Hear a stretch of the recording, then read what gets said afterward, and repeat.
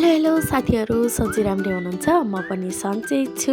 हजुरहरूको सामु आज म धेरै दिनपछि आएकी छु मिठो अमिलो पिरो आँपको अचारको रेसिपी लिएर।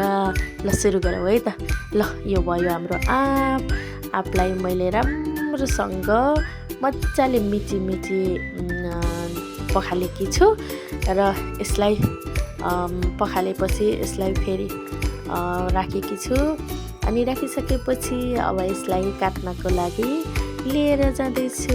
ल काटेर पखालेर ल्याइसकेपछि यसलाई मजाले सुकाएर अनि मैले काट्न सुरु गरिसक्यो।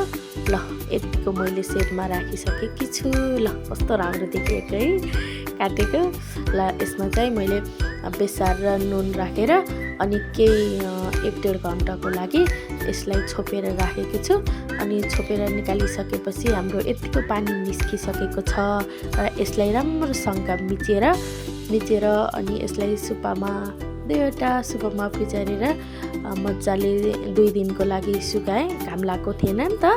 अनि यतिको भइसकेपछि मजाले हुन्छ। अब यसलाई अचार बनाउनको लागि अनि यहाँ सुरु गरिसक्यो।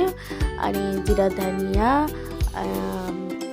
तोरी जिरा धनिया सौंफ अनि राखेर मिचिसकेको छु। यतिको खुर्सानी राखेँ अनि यसलाई भुटेर अनि पिसेर यतिको राखिसकेँ। यो भयो टिमुरको चुप अनि यो भयो खुर्सानीको धुलो। हजुरले जति पनि राख्न सक्नुहुन्छ।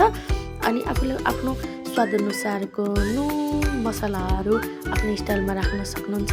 ल यसलाई मजाले खोलिसकेको छु। मजाले खोलिसकेपछि यस्तो भएको छ र यसमा हामीले बेसार अनि 5 फुरनको पुऱ्याएर अनि फेरि यसमा छानिसकेको छु।